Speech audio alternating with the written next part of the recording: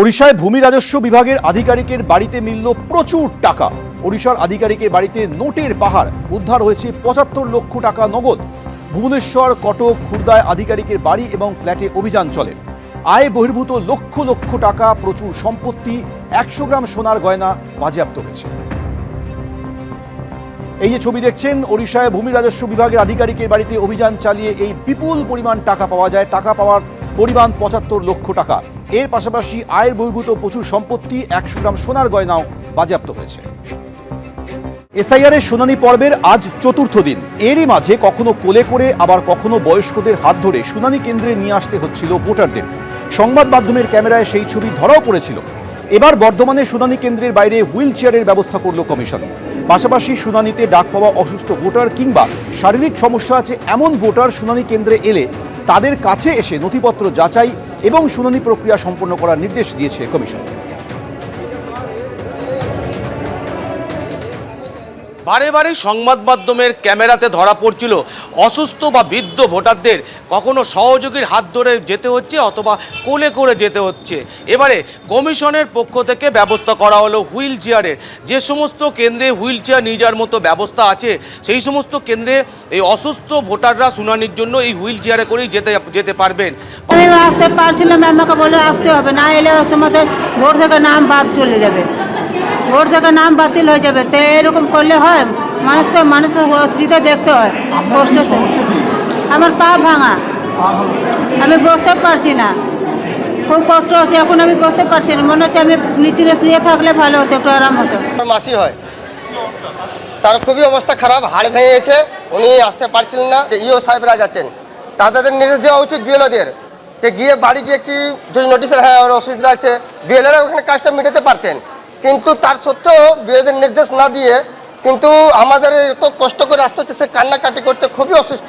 অসুবিধা তো হচ্ছেই, এই বয়স্ক লোক আমি, তারপরে আমার ৭৬ বছর বয়স হয়ে গেল, আমি হার্টের পেশেন্ট। বাড়িতে বসে বিএলও নিজে করে নিতে পারতো, বিএলও আপনি ওনাদের হাতে ছেড়ে দিল, ব্যাস ওনারা বলে যে আমি আর কিছু করতে পারবো না। পাশাপাশি কমিশনের পক্ষ থেকে এও নির্দেশ দেওয়া হয়েছে যেখানে হুইল চেয়ারের ব্যবস্থা নেই সেখানে সরাসরি আধিকারিকদের নির্দেশ দেওয়া হয়েছে তাদের ভোটারদের কাছে গিয়ে তাদের শুনানি শোনার জন্য বা তথ্য সংগ্রহ করার জন্য।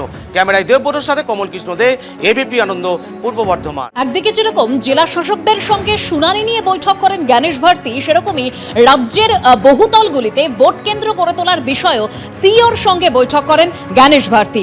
সিইও কার্যালয়ে রাজ্যের ৮ জন ডিইওকে নিয়ে এই বৈঠক হয়। বহুতল বুথ করা নিয়ে বৈঠক করলেন ডেপুটি নির্বাচন কমিশনার। মতুয়াদের নিয়ে বিজেপি এবং তৃণমূলের মধ্যে রাজনৈতিক চাপানোতর চলছে। তারই মাঝে এবার মতুয়াদের অভয় বার্তা দিলেন কেন্দ্রীয় স্বরাষ্ট্রমন্ত্রী। মতুয়াদের আতঙ্কিত হওয়ার কোনো কারণ নেই, মতুয়ারা ভারতের শরণার্থী, তাদের কোনো ক্ষতি হবে না। মমতা বন্দ্যোপাধ্যায়ও মতুয়াদের কোনো ক্ষতি করতে পারবেন না বললেন অমিত শাহ।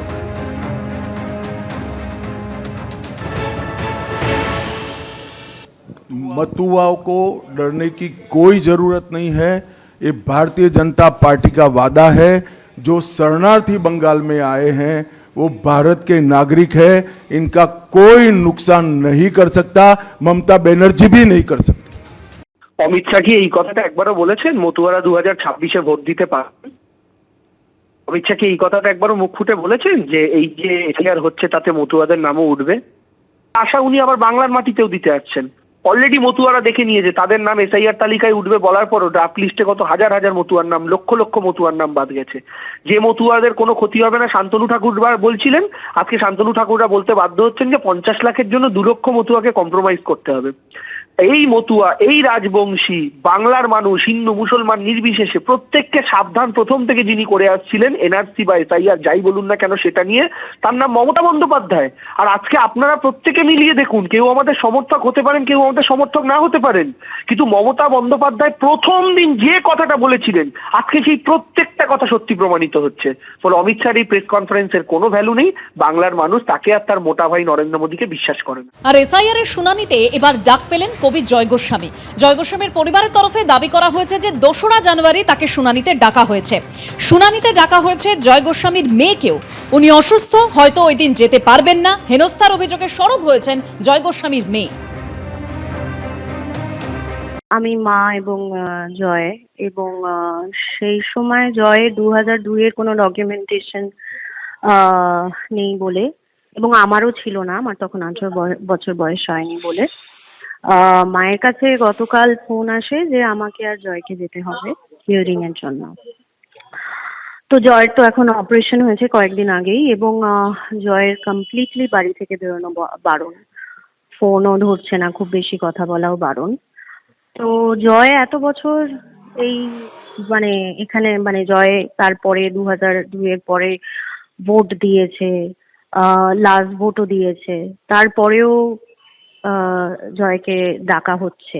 এখানে থেকেছে, তাকে গিয়ে প্রমাণ দেখাতে হচ্ছে যে সে এখানকার নাগরিক কিনা বা এখানে সে ছিল কিনা, তাকে প্রমাণপত্র দেখাতে হচ্ছে। এসআইআর শুনানিতে ডাক পেয়েছেন কবি জয় গোস্বামী। 2রা জানুয়ারি কবি জয় গোস্বামীকে ডাকা হয়েছে দাবি পরিবারের। শুনানিতে ডাকা হয়েছে জয় গোস্বামীর মেয়েকেও। তিনি অসুস্থ, হয়তো ওই দিন যেতে পারবেন না। হেনস্থার অভিযোগে সরব হয়েছেন জয় গোস্বামীর মেয়ে। রবীন্দ্রনাথ ঠাকুর বেঁচে থাকলে তাকেও লাইনে দাঁড় করাতো বিজেপি, কটাক্ষ করে বলেছেন শিক্ষামন্ত্রী ব্রাত্য বসু। আগামী 2রা জানুয়ারি শুনানিতে ডাকা হয়েছে কবি জয় গোস্বামীকে, কিন্তু তিনি অসুস্থ থাকায় হয়তো সেদিন যেতে পারবে না। হেনস্থার অভিযোগে সরব হয়েছেন তার মেয়ে।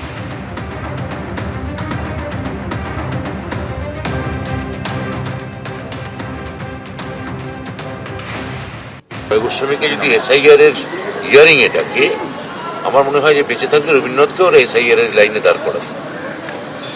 তো এটাই হচ্ছে বাংলা বা বাঙালি সম্পর্কে। জয়দা এদেশী, জয়দা কবি, জয়দা রানাঘাট থেকে কলকাতায় মাইগ্রেট করেছেন, তাও প্রায় বছর 40 হয়ে গেছে। বছরের পর বছর জয়দা ভোট দিয়েছেন। জয়দা কবিতা বা কাব্য সাহিত্য নিয়ে আমি এখানে আর কিছু বলছি না, কিন্তু এইটা যদি বিজেপি করতে পারে, ইলেকশন কমিশন করতে পারে, তাহলে বুঝুন বাংলা বা বাঙালি সংস্কৃতি যে কোনো মানুষকে আপনাদের ডেকে লাইনে দাঁড় করিয়ে বলতে পারে ঘুষপেটিয়া। এবিপি আনন্দ, এগিয়ে থাকে, এগিয়ে রাখে।